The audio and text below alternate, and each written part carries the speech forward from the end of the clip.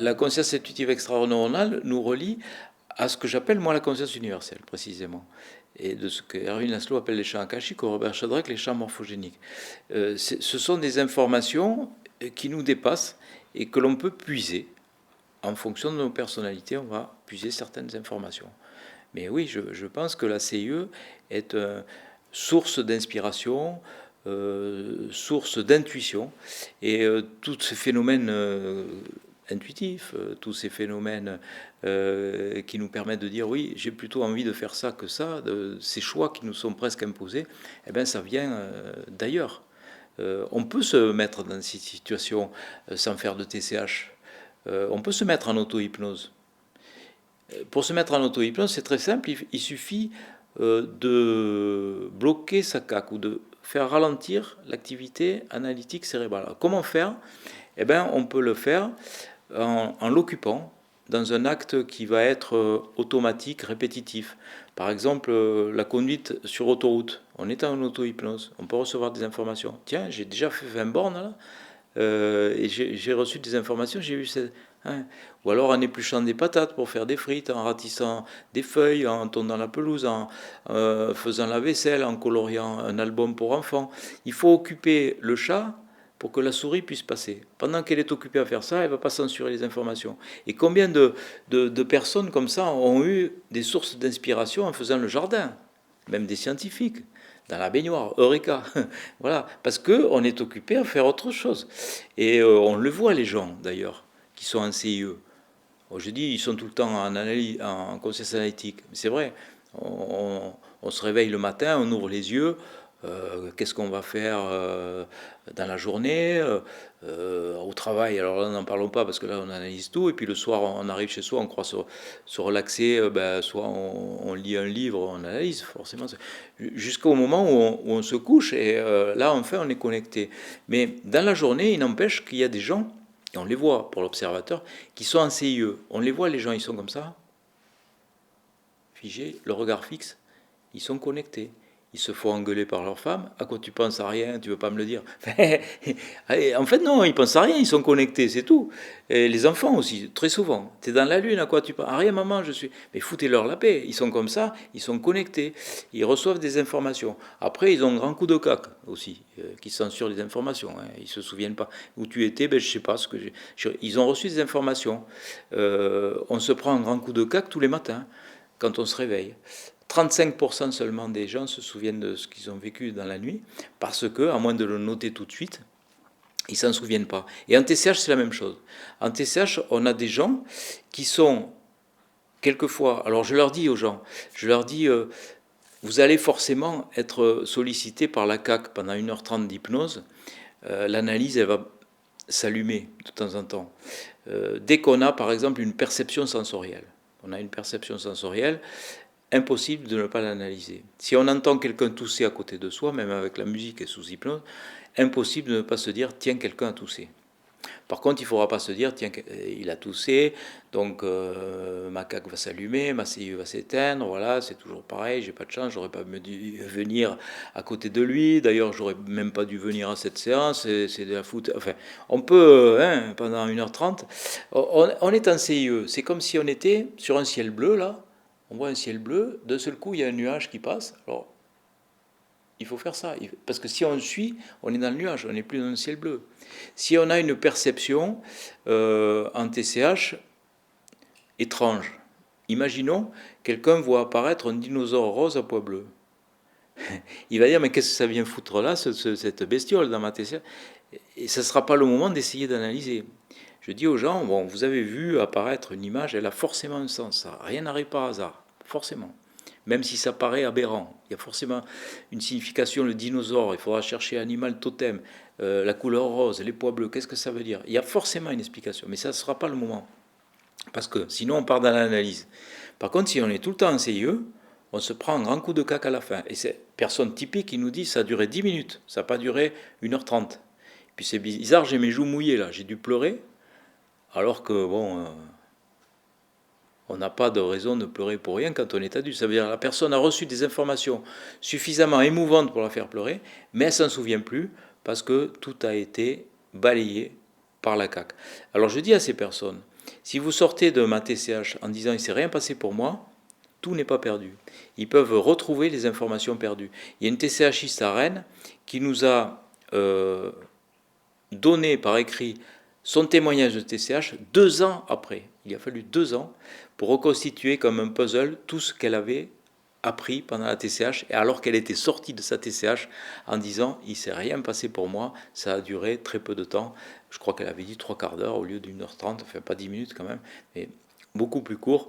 Et donc, elle s'en souvenait plus, et les informations lui sont revenues après, donc en se mettant elle-même dans ces situations particulières de CIE, d'auto-hypnose en fait. Voilà, elle a pu reconstituer comme ça les... Et puis bon, je dis aux gens, allez consulter des hypnothérapeutes si vous voulez retrouver les souvenirs perdus, si vous voulez vous entraîner à maîtriser votre CAC de façon à ce que la CIE puisse arriver de façon autonome, que vous n'ayez même plus besoin de TCH, parce que la TCH c'est quoi? C'est un GPS pour amener un CIE, et bon, une fois qu'on connaît le chemin, on n'a plus besoin de GPS, hein. On y va. Souvent, les gens nous disent, mais avant je méditais, avant ma TCH, il ne se passait rien. Depuis ma TCH, maintenant, je médite et je reçois des informations. Tout simplement parce qu'ils ont compris dans quel état d'esprit, sans jeu de mots, il faut être pour être connecté à la CIE.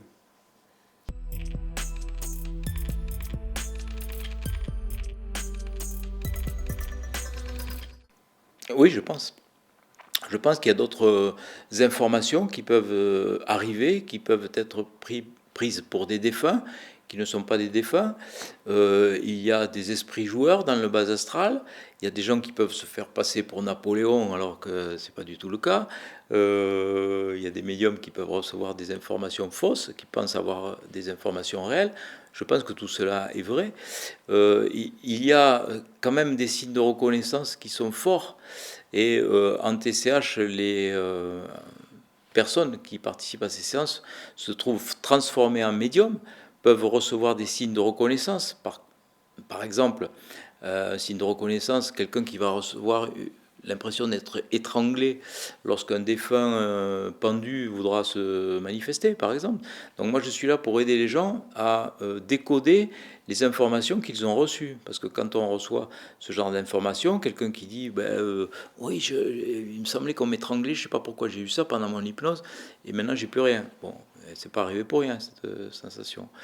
Et il y a des informations qui nous prouvent que les informations données ne peuvent pas être inventées. Quand un défunt apparaît en disant, voilà, dans telle partie de ma maison, il y a un objet caché et on le trouvera, et que la personne le trouve, comme l'étoile de mer, je racontais tout à l'heure, eh ben ça c'est quand même probant.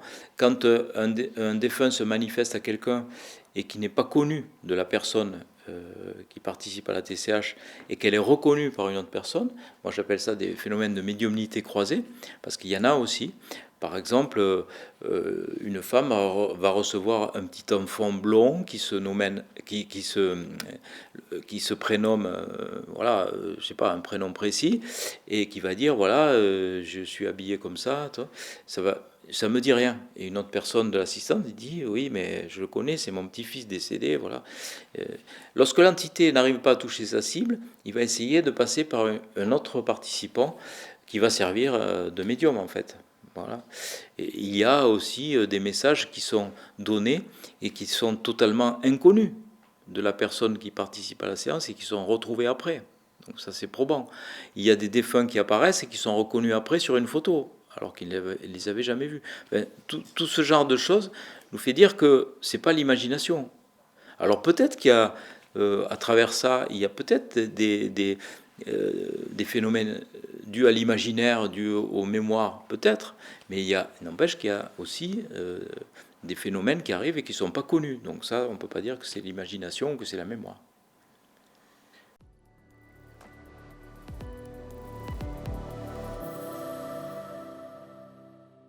Oui, oui, les croyances, il y a 2 sortes de croyances. Soit on croit à la mort néant, ça c'est une croyance, c'est celle qui est la plus répandue, soit on croit qu'il y a une vie après la mort.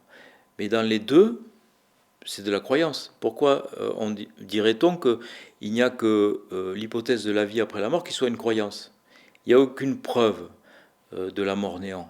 Il n'y a aucun scientifique matérialiste qui a écrit un livre, Les 7 bonnes raisons de croire à la mort néant.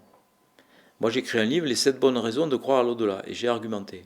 Bon, qu'on me trouve un seul argument pour dire qu'il n'y a rien après la mort, il n'y en a aucun. Alors que les signes de l'au-delà, les signes donnés par les défunts, les signes de survivance sont légion maintenant. On ne peut plus dire que ça n'existe pas. Entre les expériences de mort provisoire, entre les expériences qui arrivent en TCI, les expériences de médiumnité, les expériences en TCH, qu'est-ce qu'il leur faut, quoi? Qu'est-ce qu'il faut aux gens pour dire qu'il y a une vie après la mort? Moi, c'est pas du 99,9%. Ma croyance à une vie après la mort, c'est du 100%. Je vois pas ce qui peut m'empêcher de croire qu'il n'y a, pas une vie après la mort. Pour moi, c'est l'évidence.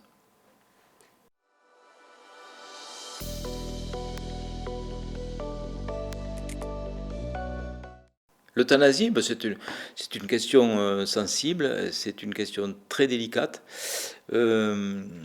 avec des problèmes qui sont posés et des solutions qui sont mauvaises. Même, je trouve, la loi Leonetti, elle est très limitante. Je ne suis pas non plus pour le droit de mourir dans la dignité. J'ai fait un livre avec Annie Babu qui appartient à cette association. Moi, je suis pour la liberté de choix du patient, mais le problème, c'est que la liberté de choix du patient, on ne l'a presque jamais, parce que les gens sont tous, enfin à peu près tous, quand on se pose la question de débrancher ou de ne pas débrancher, ils sont dans le coma. C'est pour ça que j'ai voulu essayer de faire venir des médiums dans les soins de réanimation, avec un début très prometteur, mais ça a été arrêté par le Conseil de l'Ordre, d'expérience où on avait des médiums qui arrivaient à rentrer en communication avec le comateux. Parce que pense un comateux? Qu'a-t-il envie de faire de sa vie? Une vie qui sera peut-être jugée désespérée, obsolète par certains, sera peut-être une vie qui vaudra la peine d'être vécue. Donc on ne peut pas savoir. Les directives anticipées, c'est absurde. Les directives anticipées, ça consiste à dire ce que l'on pense que l'on dirait si on était dans tel ou tel état. C'est valable 3 ans. Mais le seuil de tolérance est très bas quand on est en parfaite santé. Allez donc demander à un enfant, par exemple, si sa vie vaudrait la peine d'être vécue s'il était dans un simple fauteuil roulant. Il dira que non, qu'il préférerait mourir quand il est en parfaite santé. Alors que c'est entièrement faux. Et ils se battent comme des lions. Et même quand ils sont dans des états que nous on juge désespérés et obsolètes, avec une vie obsolète, eh bien les comateux se battent quelquefois. Avec une espèce d'acharnement, c'est vrai, affectif, qui est délétère. Je me souviens d'une femme qui est venue me voir dans mon bureau en me disant « Ben papa, vous me dites depuis des jours et des jours qu'il va partir et il ne part pas. » Et cette femme, c'était sa fille, tous les jours, elle allait à son chevet pour pleurer toutes les larmes de son corps en lui demandant de rester. Et en fait, c'était elle qui l'empêchait de partir. Donc, je lui ai dit, simplement, vous devriez lui donner l'autorisation de partir. J'ai vu qu'elle avait été choquée par ça. Et elle est partie très rapidement de mon bureau. Je me suis dit, c'est là, elle va encore me faire des histoires, parce que ça voulait dire implicitement qu'elle pouvait influencer son départ. Ça voulait dire implicitement aussi que le comateux allait l'entendre, ce qui n'est pas normalement dans le politiquement correct. Eh bien, cette jeune femme, elle est revenue rapidement dans mon bureau à la fin de ma consultation. Elle m'a dit, je vous remercie docteur, parce que j'ai fait exactement ce que vous m'avez dit de faire et papa vient de partir. Donc, il était retenu par cet acharnement affectif. Et lorsque nos êtres chers partent, il faut leur donner l'autorisation de partir. Il y a aussi des passeurs d'âme qui sont là. Ce sont des médiums qui arrivent à dégager les entités dans la lumière, parce que certains restent bloqués. Et j'avais fait des expériences avec des médiums qui étaient passionnantes. Moi, j'étais très excité par ces expériences que j'avais commencées. On l'a interrompu, c'est dommage. Mais j'avais fait venir des médiums, notamment Christelle Dubois, une médium de Bretagne, qui était venue faire des expériences en réanimation. Et notamment, elle avait vu en réanimation un monsieur qui, c'était l'exemple qui m'avait le plus frappé, qui était autour de son lit et qui rouspétait, enfin l'entité, hein. Lui était dans un coma profond, il rouspétait parce qu'il ne comprenait pas pourquoi il était là, il voulait fumer sa clope, il voulait boire son whisky, enfin bref, il rouspétait et il engueulait presque la médium, et la médium était dans le box, comme si elle discutait avec lui, on voyait les gestes et tout. Et elle me dit ça, elle me dit, il ne comprend pas parce qu'il dit qu'il est rentré ici, il avait mal au bide, et il est encore là et il voudrait partir. Et en fait, c'était vrai. Ce monsieur, elle n'avait pas accès au dossier. Ce monsieur, il avait été admis parce qu'il avait une fissuration d'anévrisme abdominal. Donc on l'avait opéré en urgence. Il avait mal au ventre, on comprend pourquoi. Et son anesthésie avait été prolongée. Il avait perdu beaucoup de sang. Donc il s'était réveillé dans un coma profond et on pensait qu'il allait, il allait passer de l'autre côté. Et puis contre toute attente, il est revenu à la vie.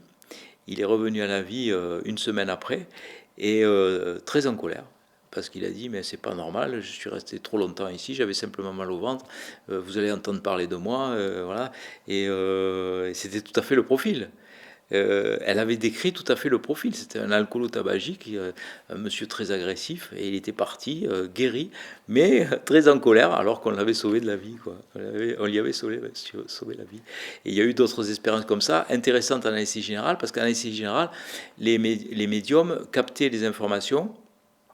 Et encore Christelle Dubois, je me souviens, avec une patiente endormie, elle a pu capter le fait qu'elle était angoissée, qu'elle ne voulait pas se faire opérer parce qu'elle avait un fils handicapé.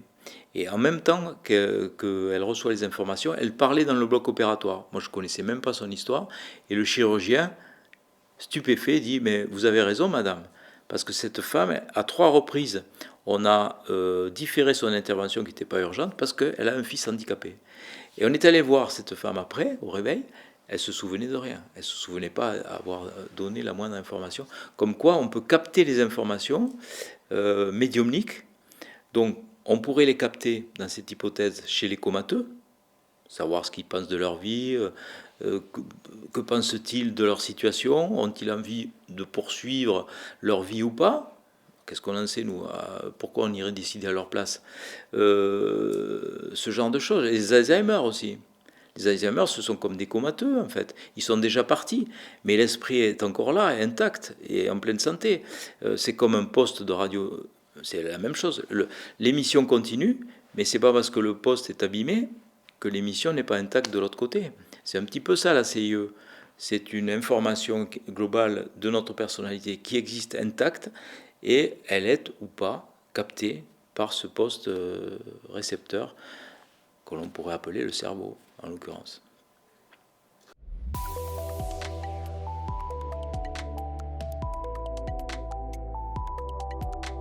C'est toute la difficulté, relier la CAQ à la CIE.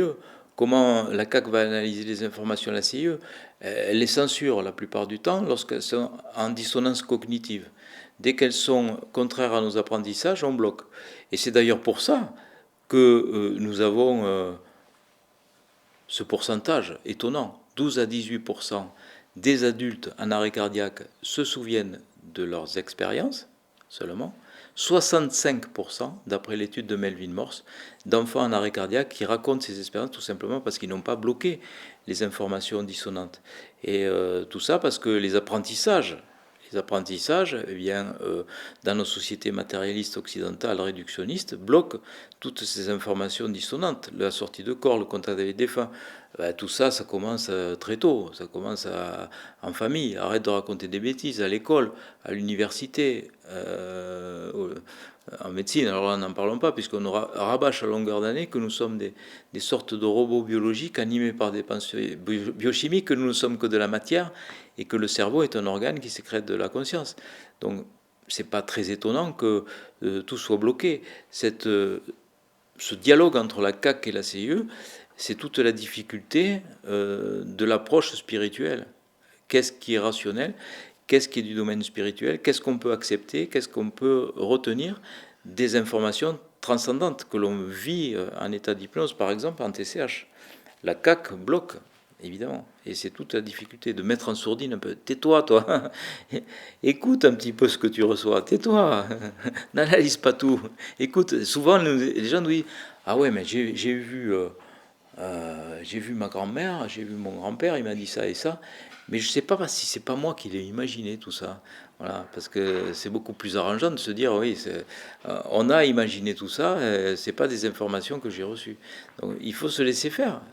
Pourquoi vouloir tout rationaliser en disant c'est mon mental, c'est rassurant, c'est vrai, de se dire que c'est pas des informations qui nous viennent d'ailleurs, c'est un petit peu angoissant quand même. On se dit, voyez, on est là comme des récepteurs.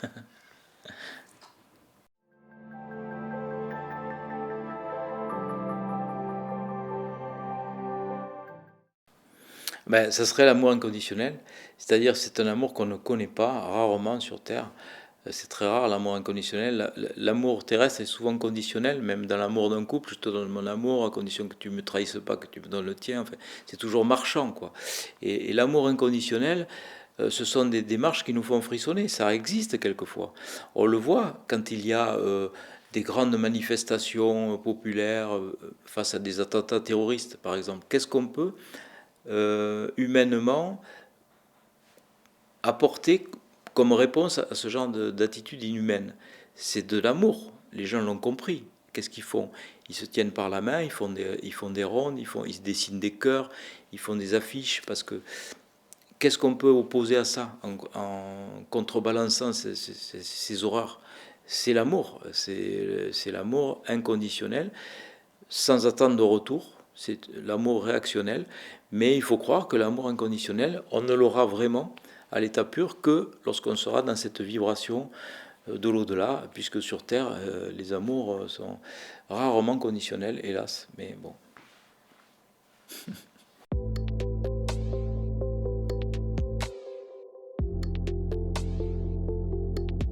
Oh là là, c'est tellement imprévu que j'ai jamais pensé à avoir ce genre de poste de responsabilité. Je serais bien embêté en tout cas. Je trouve que c'est très difficile.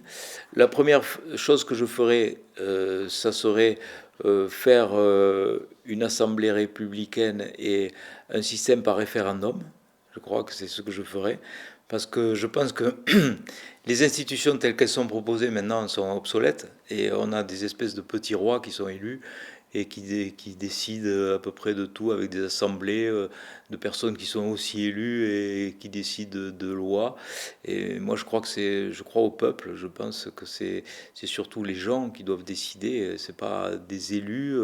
D'ailleurs, c'est stupide comme mode de scrutin parce qu'ils sont élus sur des propositions qui ne tiennent pas. Après, une fois qu'ils sont au pouvoir, ils sont élus sur des choses qui sont complètement démagogiques, et une fois qu'ils sont au pouvoir, ils font l'inverse de ce qu'ils ont promis. Donc c'est totalement débile, ce système. Il faudrait le révolutionner. Il faudrait que celui qui est à la tête de cette présidence eh bien, décide qu'il n'y ait plus de président, et que c'est simplement le peuple qui gouverne en fonction des grands choix politiques, d'orientation, etc. Surtout, mais alors tout, quoi, dans les moindres détails, un petit peu comme en Suisse, mais moi je trouve que c'est beaucoup plus logique que d'élire comme ça des espèces de petits rois qui sont élus sur un programme qui ne tiennent pas. C'est absurde.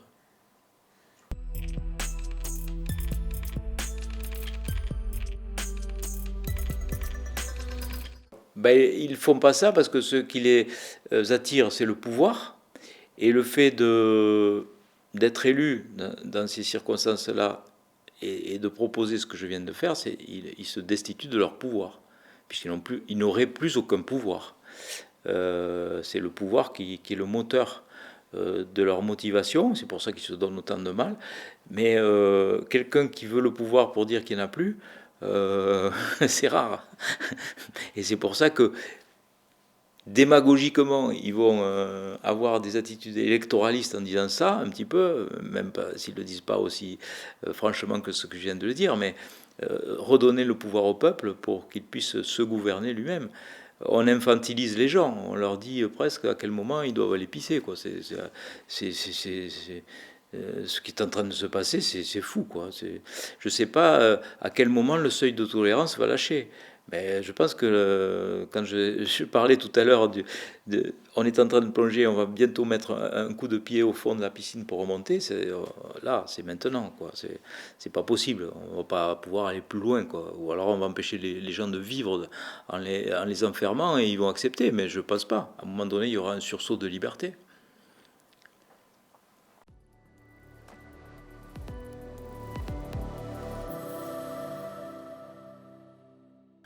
Oui, moi je pense que oui, je pense qu'on pourrait être plus dans le partage, la tolérance et l'amour, mais c'est un défaut de communication qui fait que l'autre n'est pas aussi soi-même. Les expérienceurs nous disent on fait partie d'un tout, ils se sentent reliés à tout, même au minéral, au végétal. Donc, a fortiori, aux frères humains. Et il y a toujours ce phénomène d'exclusion. Et je le vois même dans les discours de gens dits de gauche, puisque moi je ne suis pas quelqu'un de droite, je suis plutôt de tendance politique de gauche, mais même dans les gens de gauche, on voit cette différence. C'est-à-dire qu'il y a des gens de gauche qui ont dit on ne peut pas accueillir toute la misère humaine, par exemple. Mais déjà, l'exclusion est faite. Qui c'est on? Est-ce qu'on n'est pas tous les habitants de la même planète? Pourquoi on aurait cette exclusion de gens qui sont dans des situations où nous-mêmes nous pourrions être? Et dans ces situations-là, on ferait la même chose. Bon, si dans un pays on risque de se faire massacrer, tuer, eh ben peut-être qu'on va prendre un bateau, oui, pour traverser de l'eau et se retrouver sur un continent où c'est plus paisible. Ça me semble quand même logique, même au risque de mourir. À mourir pour mourir, peut-être on a une chance de s'en tirer en montant sur un bateau et en étant accueilli peut-être ou refoulé sur une terre d'accueil. Bon, alors l'égoïsme des gens est tel que, voilà, il n'y a pas encore cette solidarité à l'échelon humain, mais ça c'est l'écologie, oui, c'est l'écologie, c'est l'humanité, c'est le partage, la tolérance et l'amour, mais soit on va disparaître, soit on va accepter cette hypothèse de dire oui, on fait tous partie de la même planète. Et en TCH, on a des contacts extraterrestres. Alors ça, c'est quand même assez étonnant. Des extraterrestres qui nous disent, d'abord ils sont surpris de voir arriver les TCHistes, ils disent mais tiens, mais voilà, comment vous êtes arrivé jusque-là? Il y a ce genre de discours, hein. Et ils nous disent toujours la même chose. Ils disent attention, vous êtes en train de vous tuer. Il n'y a qu'un seul endroit dans l'univers où vous pouvez habiter et vous êtes en train de détruire cette planète sur laquelle vous êtes. Et ça va très vite. Il y a urgence. Il y a urgence. Et vous avez des comportements qui sont suicidaires. Vous vous comportez trop mal entre vous. Vous n'êtes pas suffisamment dans l'amour. C'est toujours les mêmes messages qui nous donnent les extraterrestres. Et c'est très bizarre parce que les premiers contacts extraterrestres qu'on a eus, c'était à Saint-Hippolyte. Et à Saint-Hippolyte, quelques jours après l'atelier, il y a eu des crop circles qui se sont formés dans un champ voisin à celui dans lequel on faisait l'atelier, enfin un endroit voisin à celui qu'on faisait l'atelier. Est-ce que c'est une coïncidence ou pas? J'en sais rien. Les crop circles, c'est vrai qu'ils sont décriés parce qu'il y a eu des calembours, il y a eu des impostures là-dessus, mais ça ne veut pas pour autant dire qu'il faut condamner tous les crop circles, enfin qu'il ne faut pas tirer des conclusions sur ça en disant ça n'existe pas. Bien sûr, il y a eu des impostures sur tout, mais il n'empêche qu'il y a des formes de crop circle qui sont tout à fait inexplicables avec des herbes croisées d'une certaine façon, etc. Donc voilà, donc on y croit ou on n'y croit pas, mais en tout cas, il y a ce genre de message donné en TCH par des formes qui ne sont ni des humains ni des animaux, donc il faut bien les appeler extraterrestres.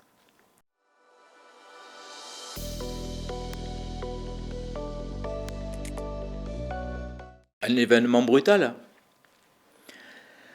Oui, l'apparition d'un virus par exemple. Et là, on y est. Et il n'a pas été envoyé pour rien. Je pense que des grands changements comme ça, planétaires, parce que ça nous paraît long, mais c'est rien, 2 ans, hein, 3 ans, c'est que dalle, hein. Donc oui, c'est un événement brutal qui est en train de changer le monde, de changer la planète. tout à coup, la planète s'est ralentie. S'est aperçu que ce qui comptait le plus, eh ben, c'était de se retrouver dans sa propre intériorité. C'était de se concentrer sur l'essentiel. On était comme une espèce de hamster qui court dans une roue, qui allait de plus en plus vite, et brutalement, à un moment donné, on l'a arrêté avec un tout petit truc, tout petit. Ça s'est arrêté et les gens ont réfléchi et réfléchissent encore. Et là, on est dans un moment charnière de l'humanité où c'est en train de se passer. On a cet événement, il est là déjà.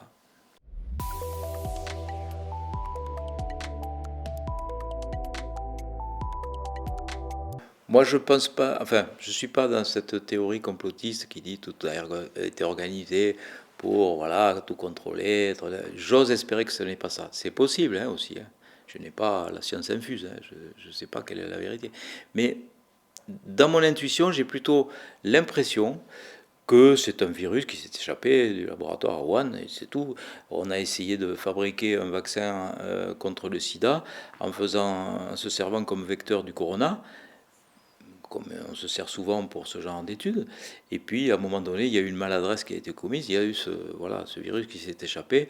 Et là, alors, la débâcle, avec des réactions stupides, euh, des, euh, des, des contrôles obsolètes, des attitudes et des postures démagogiques qui vont se retourner contre ceux qui les ont lancés. Enfin, ce climat de peur qui secondaire à ce virus, qui n'est pas du tout, les meilleurs spécialistes le disent, je ne parle pas des spécialistes qui sont désignés par les laboratoires Big Pharma, mais je parle des vrais spécialistes, ceux qui dominent vraiment la virologie et l'infectiologie.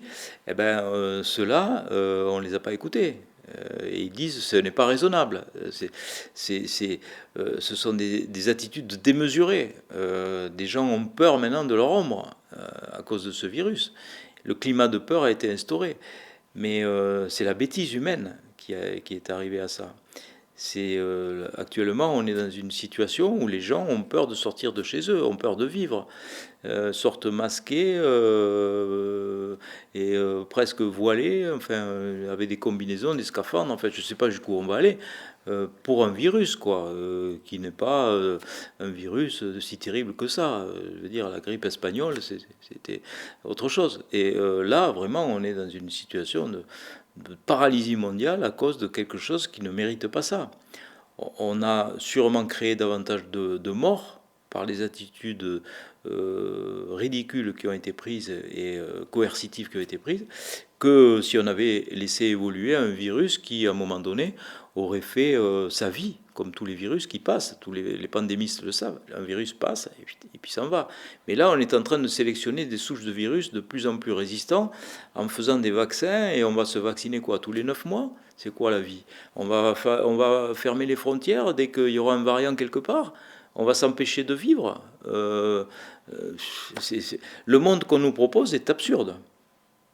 Absurde. Et puis quand on connaît un petit peu la médecine, on se rend compte à quel point des profiteurs se sont greffés sur le système pour tirer avantage de cette situation de peur.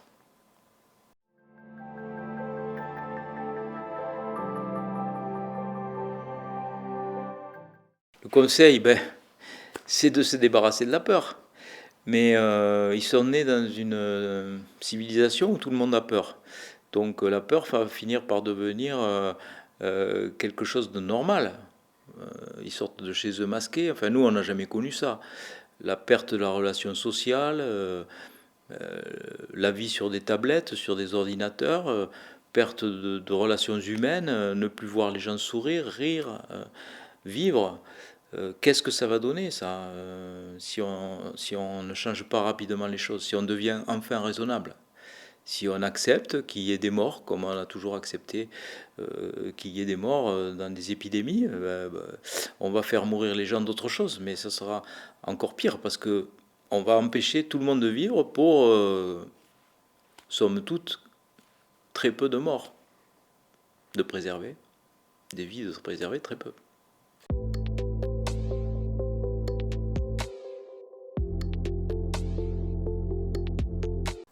Ah ben, c'est la tolérance, je crois. La tolérance, parce que quand on est tolérant, eh ben, l'amour, le partage, euh, ça devient naturel. Quand on accepte l'autre avec ses différences, accepter l'autre avec ses différences.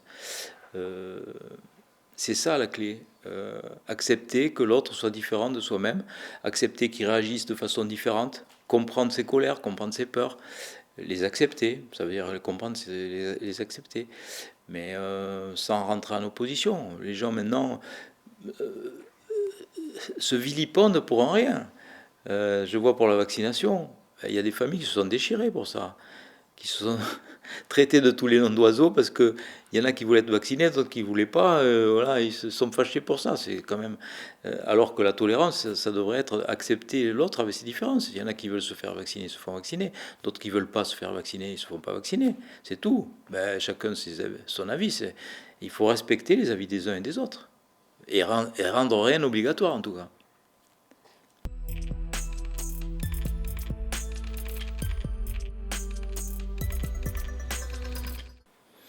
Ah ben, je vais dire, j'ai fait de mon mieux, c'est pas parfait, j'aurais pu faire mieux, mais je pense avoir fait de mon mieux. Franchement, j'ai fait ce que j'ai pu, quoi. J'ai été limité, c'est vrai, mais j'ai fait ce que j'ai pu, j'ai fait de mon mieux.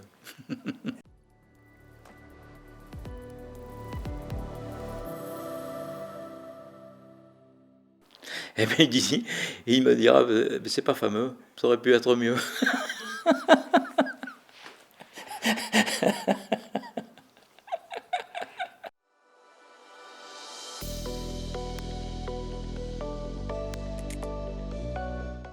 Ah oui, et d'ailleurs, quelqu'un qui a de l'humour, on dit qu'il est spirituel, hein, n'est-ce pas?